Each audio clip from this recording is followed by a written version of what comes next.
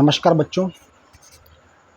जैसा कि आप सब जानते हैं कि 8 अक्टूबर से हमारे विद्यालय में परीक्षा है, तो आपकी सुविधा के लिए, आपकी फिज़िक्स की तैयारी के लिए ये वीडियो आपको मैं दे रहा हूँ। इस वीडियो के माध्यम से कई टॉपिक्स मैं आपको क्लियर करूँगा, लेकिन ये एक लेक्चर वीडियो होगी, यानी कि इसमें आपको थ्योरी नहीं लिखाऊंगा, लेकिन आपको बोल के समझा दूंगा। उसको समझकर अपने शब्दों में लिख सकते हैं, और जो काम की चीज़ होगी वो मैं यहाँ पे आपको बता दूंगा। तो हमारा ये चैप्टर था एक गुरुत्वाकर्षण। ये हमारा चैप्टर है गुरुत्वाकर्षण, फर्स्ट पार्ट का जो है अंतिम चैप्टर हमारे पास है। ये आसान है, इसलिए पहले इसको चुना। गुरुत्वाकर्षण क्या होता है हमारा, ये समझना ज़रूरी है। देखिए, ब्रह्मांड में प्रत्येक वस्तु, चाहे छोटी वस्तु हो, पार्टिकल हो, कण हो, या बड़ी वस्तु हो, वो क्या करती है, एक वस्तु दूसरी वस्तु को अपनी ओर आकर्षित करती है। तो जिस आकर्षण बल से वो आकर्षित करती है, उसी आकर्षण बल को गुरुत्वाकर्षण बोलते हैं।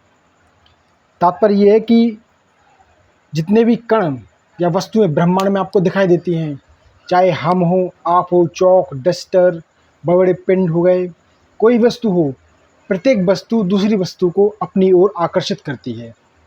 इसी आकर्षण बल को हम बोलते हैं गुरुत्वाकर्षण बल या गुरुत्वाकर्षण। न्यूटन ने इसके रिगार्डिंग, इसके संबंध में एक नियम दिया था, जिसका नाम है न्यूटन का गुरुत्वाकर्षण का नियम। तो हम बात करते हैं न्यूटन के गुरुत्वाकर्षण के नियम की। ये काम का हमारा है नियम, न्यूटन का गुरुत्वाकर्षण का नियम, गुरुत्वाकर्षण का नियम। देखिए, इसकी थ्योरी बड़ी आसान है, मैं बोल देता हूँ, आप समझ लेना इसको। नियम क्या बोलता है, जैसे देखो, मान लो हमारे पास दो वस्तुएं हैं, एक वस्तु हमारे पास ये है और एक वस्तु हमारे पास ये रही। इसका द्रव्यमान है हमारा m1, इसका द्रव्यमान है हमारे पास m2। हम जानते हैं कि वस्तु m1 m2 को अपनी ओर आकर्षित करेगी और वस्तु m2 m1 को अपनी ओर आकर्षित करेगी। जैसा कि मैं बता चुका हूँ, गुरुत्वाकर्षण बोलता है। न्यूटन ने ये बताया कि प्रत्येक वस्तु एक दूसरे को अपनी ओर आकर्षित करती है। इसके बाद उन्होंने क्या किया, एक गुरुत्वाकर्षण का नियम दिया। इस नियम के आधार पर हम ये तय कर सकते हैं कि जो वस्तु आकर्षित हो रही है या जो वस्तुएं आकर्षित कर रही हैं एक दूसरे को, वो कितने बल से आकर्षित कर रही हैं, इसका परिमाण क्या है।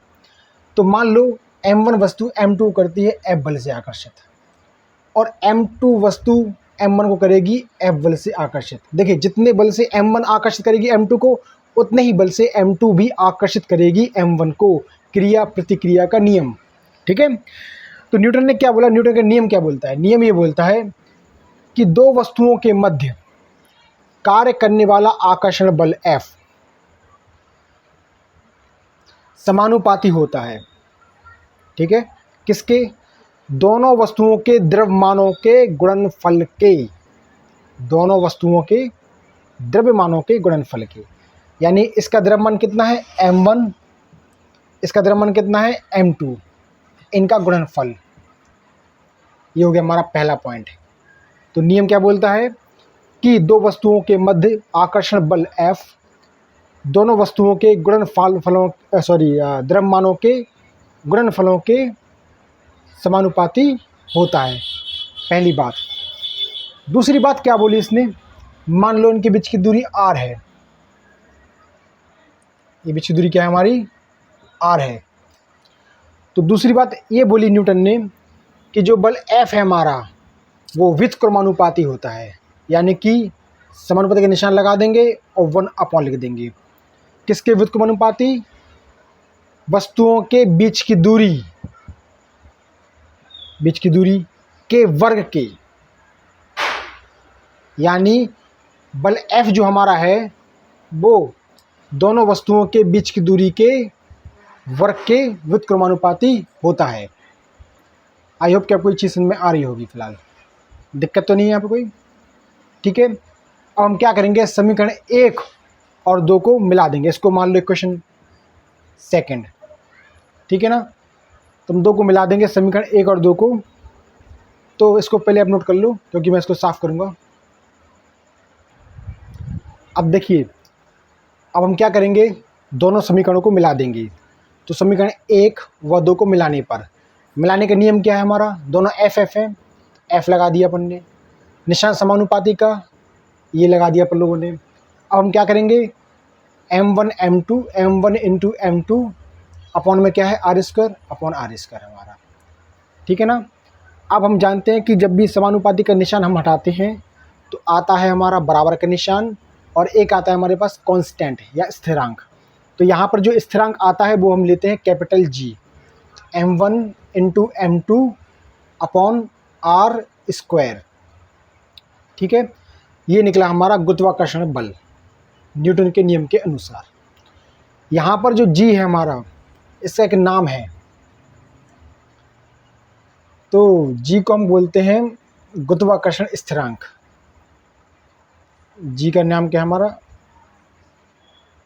जी का नाम है गुरुत्वाकर्षण स्थिरांक।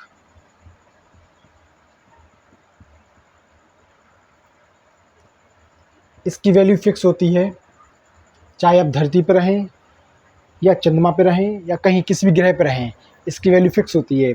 इसकी वैल्यू जो निकलती है वो निकलती है कैपिटल जी बराबर 6.67 गुणे 10⁻11 न्यूटन मीटर स्क्वायर पर किलोग्राम स्क्वायर।